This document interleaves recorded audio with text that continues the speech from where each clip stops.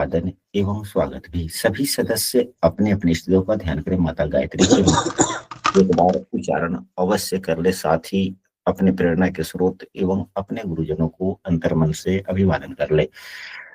हम लोग प्रतिदिन मुहूर्त चिंतामणि पुस्तक का सामूहिक रूप से अवलोकन करते हैं एवं समझने का प्रयास करते हैं।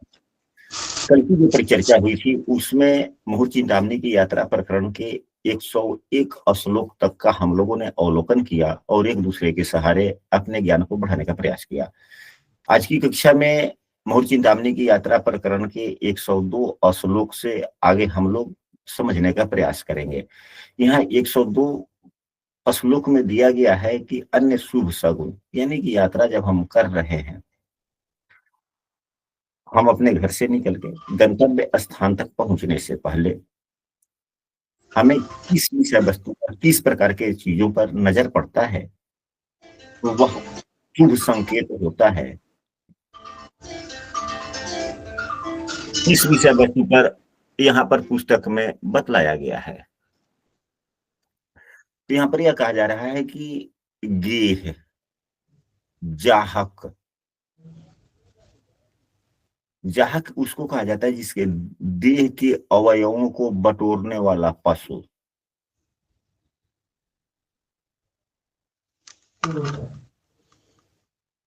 मतलब शरीर के सभी अंगों को एकदम सिकोड़कर ऐसे ढंग में अपने आकृति को बदल देना, अपने आकृति को बदल देना। ऐसे भी पशु होते हैं जो विषम परिस्थितियों में आने के बाद में, विषम परिस्थिति में जब वो आते हैं, होते हैं या उन्हें आभास होता है, तो वो क्या करते हैं, अपने शरीर के अंगों को विकृत कर लेते हैं, मतलब रूपरेखा ही चेंज कर लेते हैं। वैसा सुअर, सर्प, खरगोश के नाम का उच्चारण स्वयं या कोई दूसरा आदमी भी करे तो शुभ फल समझना चाहिए, किंतु इन सबों का शब्द या दर्शन, इन सबों का शब्द या दर्शन शुभ नहीं होता। अगर इनका नाम लिया जाए, अगर रास्ते में चल रहे हैं, वार्तालाप हो रही है, कोई सांप का नाम ले लिया, सुअर, खरगोश शब्द का वार्तालाप शुरू हो गया, एकाएक अनायासी, वह शुभ हो गया। लेकिन यदि यह दिख पड़े तो अशुभ है, या इनकी आवाज सुनाई दे तो अशुभ है।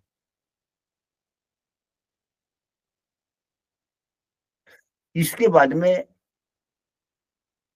बानर, भालुओं का इसके विपरीत समझना है, अर्थात बानर भालू का नाम लेना या सुनना अशुभ है, परंतु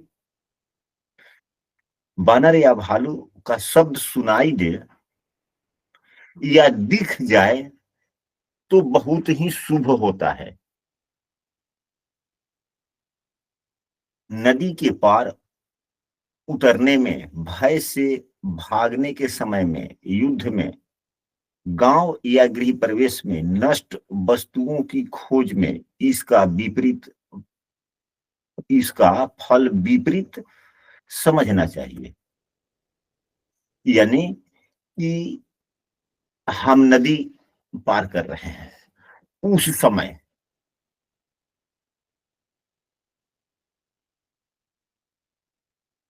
अगर इनके दर्शन होते हैं या इनका शब्द सुनते हैं, तो यहाँ पर जो लिखा गया है कि शब्द दर्शन शुभ होता है, तो नदी पार उतर रहे हैं तो, या हम कहीं भाग रहे हैं किसी के डर से, तो शब्द या दर्शन हो जाए तो अशुभ हो जाएगा। लेकिन सामान्य काम से, दैनिक दिनचर्या काम से कुछ फल वृद्धि हेतु अगर हम यात्रा कर रहे हैं, किसी भी प्रकार के मन में वह भूख की स्थिति नहीं है, न डर है न भय है, तो फिर इनका दर्शन शुभ हो जाएगा, उत्तम होगा, या इनकी आवाज उत्तम हो जाएगी। राजा दर्शन में जैसे यात्रा में शुभ अशुभ कहा गया है, उसी प्रकार के शुभ अशुभ सब हम समझे। पुनः शुभ सगुन और शुभ क्या है वह बतलाया गया है। कोयला, छिपकली कोयला, छिपकली, कबूतर, सुकरी, गौरैया, उल्लू, छुछुंदरी, श्रृंगाली तथा पुरुष नामक हंस, खंजन इत्यादि यात्रा करने वाले के वाम भाग में देख पड़े तो शुभ होता है, यानी कि बायां। अगर हम कहीं जा रहे हैं, बाएं तरफ छिपकली दिख जाए, कबूतर दिख जाए, गौरैया दिख जाए, उल्लू दिख जाए, श्रृंगाल दिख जाए, हंस दिख जाए तो शुभ। बाएं भाग में, दाहिने भाग में क्या दिखे तो वह शुभ शगुन होता है। छिक्कर नाम का मृग विशेष, यह तो खैर ग्रामीण इलाके में होता नहीं। पिक एक प्रकार का पक्षी होता है, अब प्रायः, पहले हमारे गांव में दिखता था, अब नहीं दिखता है। श्रीकंठ, बानर, रूरू यह मृग की ही प्रजाति है। स्त्री संज्ञक, कौवा, भालू, कुत्ता ये यात्रा के समय दाहिने भाग में दिख पड़े तो शुभ फल समझना चाहिए।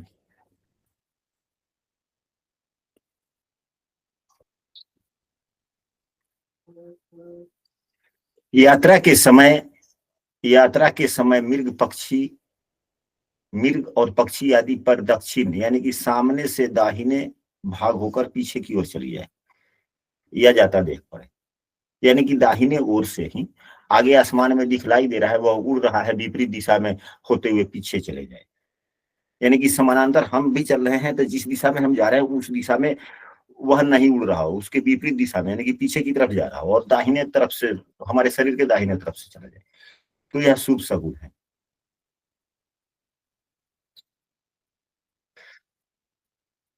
विषम संख्या में मृग इत्यादि दिख पड़े तो, मृगा तो है नहीं, तो जंगल में है, दिखता नहीं। बाएं भाग से गधे का शब्द सुनाई पड़े तो अत्यंत शुभ फल होता है। बाएं भाग से, दाहिने भाग से नहीं। अपशगुन का परिहार, अगर इस प्रकार के अपशगुन हो जाते हैं, गांव देहात में देखते हैं कि सड़क पर व्यक्ति मोटरसाइकिल चला रहा होता है, बिल्ली इधर से उधर चली जाती है तो लोग कहता है कि बाप रे वाह, अनिष्ट हो गया, रुको रुको रुको रुको रुको, रुक जाता है, लोग मोटरसाइकिल बंद कर लेता है। हम शहर की बात नहीं जानते, ग्रामीण इलाके में रहते हैं, ग्रामीण इलाके की बात करते हैं। फिर दूसरा कोई व्यक्ति पीछे से आता है, अनबुझ आदमी, वह चला जाता है, जिसको वह दिखलाई नहीं दिया होता है वो आगे चला जाता है, तो फिर जो व्यक्ति रुका हुआ होता है वह आगे बढ़ जाता है। तो उस प्रकार से यहाँ पर इस प्रकार के अपशगुनों का परिहार बतलाया जा रहा है कि यात्रा समय में प्रथम बार अपशगुन हो तो ठहर कर 11 प्राणायाम करके चलना चाहिए। 11 प्राणायाम का मतलब 11 बार सांस ले, यानी कुछ क्षण 1-2 मिनट रुक जाए फिर चल दे। दूसरा अपशगुन हो जाए तो 16 प्राणायाम करके चले, यानी कि फिर तो 5 मिनट रुक जाए, उससे थोड़ा ज्यादा देर रुक जाए।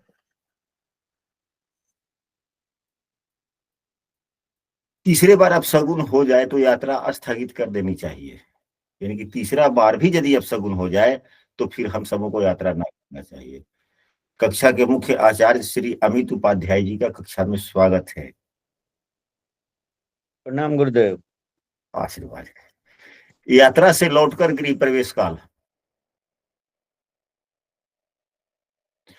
अब यहाँ पर जो है यह बातें जो दी गई है यह वैसे व्यक्ति के लिए है, यह राजा महाराजाओं के लिए यह है था कि जब राजा महाराजा लोग जाते थे युद्ध के लिए, कई कई महीने बाहर रह जाते थे, फिर जब घर आते थे, लौटते थे अपने राज्य में, तो वह राज्य की सीमा पर ही या राज्य की सीमा के अंदर में प्रवेश करके रुक जाते थे, और फिर जब उन्हें शुभ मुहूर्त मिलता था, अपने पंडित गणों से, ज्योतिष आचार्य गणों से, मुहूर्त शास्त्रों के ज्ञाता लोगों से जब पूछते थे तो जो शुभ मुहूर्त होता था तो फिर वह अपने घर में प्रवेश किया करते थे। ऐसा हमने पढ़ा है या गुरुजनों ने हमें बतलाया है। तो यात्रा से लौटने पर मृदु संज्ञक नक्षत्र में या ध्रुव नक्षत्र में घर के अंदर प्रवेश करना चाहिए, तथा क्षिप्र नक्षत्र, अश्विनी, हस्त, अश्विनी, पुष्य, अभिजित, चर नक्षत्र में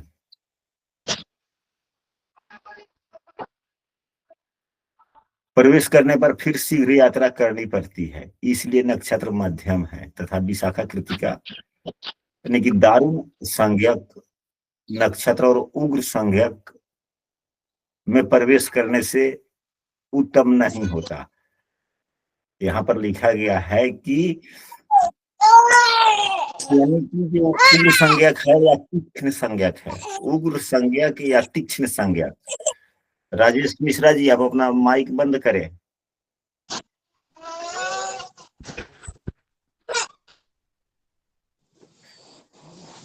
उग्र संज्ञक नक्षत्र 7 प्रकार के होते हैं, जिसमें उग्र संज्ञक नक्षत्र एवं तीक्ष्ण संज्ञक नक्षत्र ये सदैव यात्रा के लिए या शुभ कार्यों के लिए। राजेश मिश्रा जी, हमने एक बार माइक बंद कर दिया था, पुनः आपने खोल दिया। यदि आवश्यक कोई बात हो तो माइक खोले, बोले।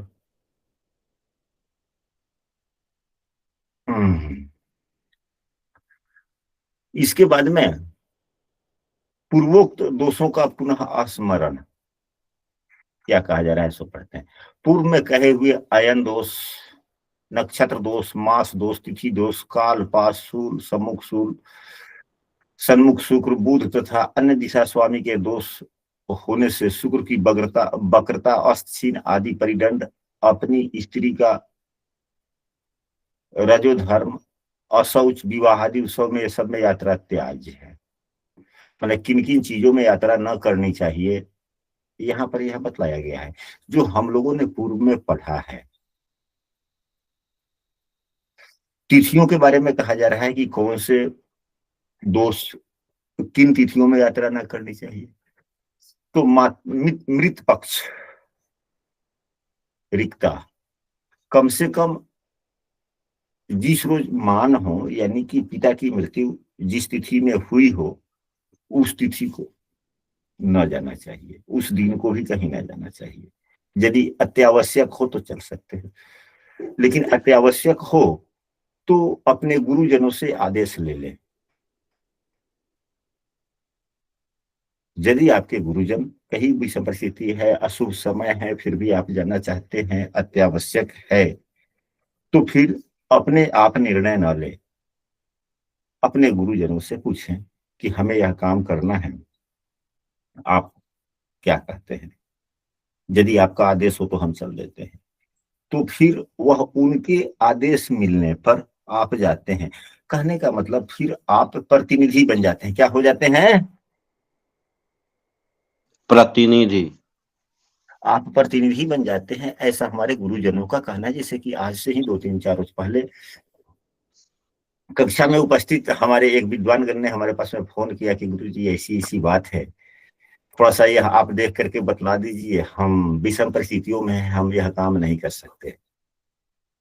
तो मैंने उनको कहा कि आज ही तो हम लोग पुस्तक पढ़े हैं कि यदि विषम परिस्थिति हो तो अपने गुरुजनों को कहें, यदि गुरुजन आपके सहमति देते हैं तो आप वह काम कर सकते हैं। फिर मैंने उनको कहा कि मैं आपको सुझाव देता हूं, या नहीं तो आप, हम, यदि आपने गुरु जी शब्द को बोल दिया तो मेरा तो सुझाव आपके लिए आदेश है, इसलिए मैं आपको यह आदेश देता हूं कि आप यह काम करें, कोई दिक्कत नहीं है। इसका मतलब यह हुआ कि आपने अपना काम नहीं किया, आपने तो काम हमारे इसलिए छोड़ ही दिया, कर दिया कि हाँ भाई गुरु जी आप मेरा यह काम कर दीजिए, हम करने में असमर्थ हैं। आपने तो अपनी असमर्थता जता दी, आप तो निर्दोष हो गए। फिर मैंने आपको कहा, तो जब हमने आपको कह दिया, इसका मतलब वह काम मैं ही कर रहा हूं, मेरा प्रतिनिधि बन के आप कर रहे हैं, ऐसा गुरुजनों का कहना है।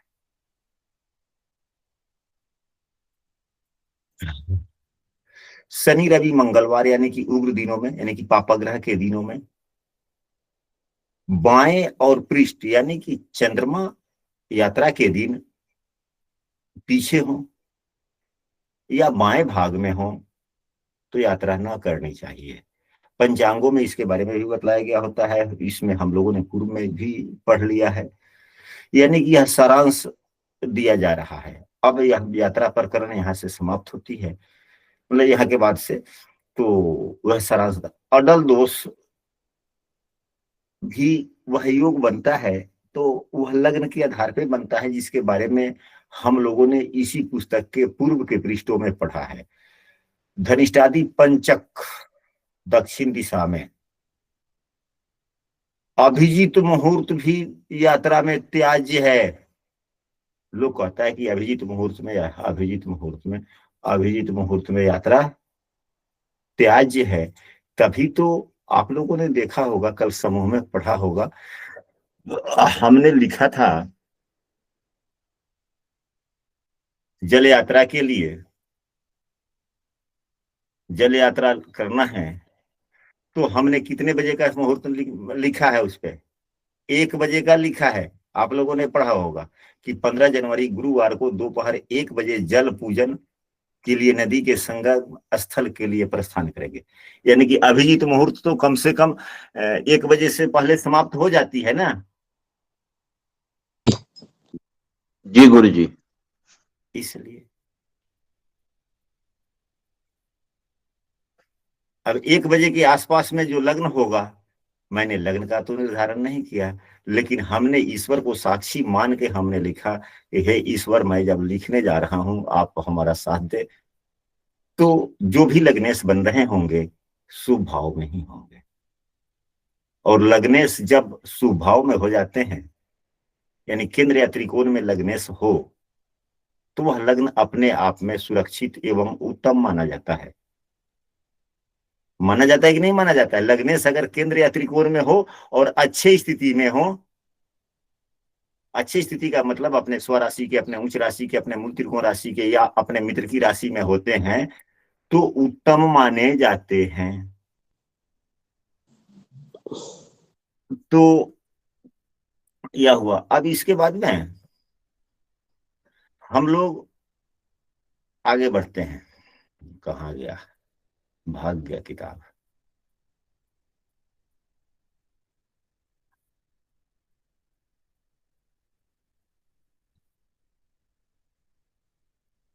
है ना? हाँ, आ गया। अभिजीत मुहूर्त यात्रा में त्याज है। इसके बाद में यहाँ दिया जा रहा है और भी, जन्म राशि जन्म लग्न से अष्टम राशि में, जो अष्टम भाव में जो राशि पड़ती है, यानी कि जन्म लग्न से अष्टम राशि लग्न में, यानी कि आपका जन्म जिस लग्न में हुआ है उससे, अगर मान लिया जाए कि आपका जन्म मिथुन राशि में हुआ है, तो यहाँ पर 3 होगा, तो यहाँ 6 होगा, यहाँ 9 होगा, यहाँ 10 होगा। तो मकर लग्न में कभी भी यात्रा ना करें। यदि लग्न याद नहीं है तो जन्म राशि से, जन्म राशि से, जन्म राशि जन्म लग्न, यहाँ तो दोनों ही दिया जा रहा है। तो जन्म लग्न तो संभवतः सभी को याद नहीं रहता, लेकिन जन्म राशि सभी को याद रहता है। यदि जन्म राशि याद नहीं है तो नाम राशि,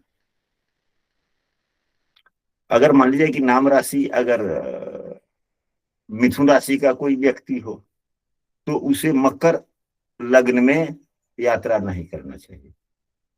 अपने शत्रु से छठी राशि, अब मान लीजिए कि कोई शत्रु है, न्यायालय के विरुद्ध जा रहे हैं, केस मुकदमा की बात है, तो जिसके खिलाफ हमने केस किया है उस व्यक्ति का जो राशि नाम बनता है, नाम की जो राशि बनती है, उसे छठी राशि जो होता है, उस राशि के लग्न में या उसके स्वामी, या उसके स्वामी लग्नगत, अब यहाँ 6 हुआ तो यहाँ 7, यहाँ 8, तो 8 हो गया, तो हम वृश्चिक लग्न में भी यात्रा नहीं कर सकते। एवं वृश्चिक राशि के अगर लग्न, हाँ, लग्न वृश्चिक नहीं हो, कोई बात नहीं, कोई अन्य लग्न भी हो, लेकिन वृश्चिक राशि के स्वामी मंगल होते हैं। मंगल अगर लग्न में हो या मंगल के द्वारा लग्न देखा जाता हो, तो फिर यात्रा नहीं करना चाहिए। नहीं करना चाहिए। मीन, इन दिनों दोनों राशि का लग्न, मीन, हाँ, कुंभ मीन लग्नगत, हाँ, उसका स्वामी कुंभ मीन, इन दोनों राशि का लग्न नवमांश पृष्ठोदय राशि का लग्न, पृष्ठ दिशा के नक्षत्र, लग्न से दशम शनि, सप्तम भावगत शुक्र, केंद्र में बकरी ग्रह, बकरी ग्रह के वार में तथा विवाह में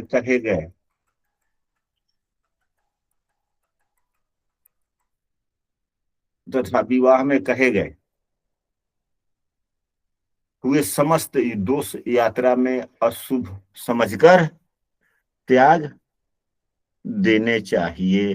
अब यहाँ हम लोगों का यह यात्रा प्रकरण यहाँ पर समाप्त हुआ। इसके बाद में हम लोग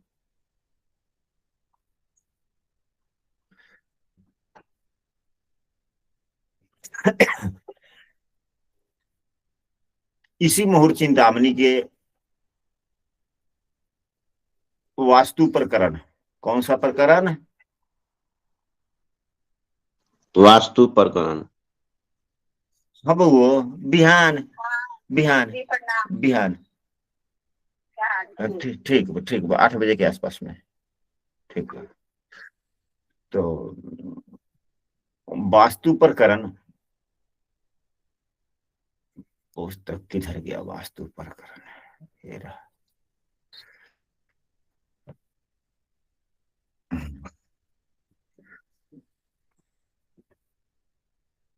हम लोग शुरू कर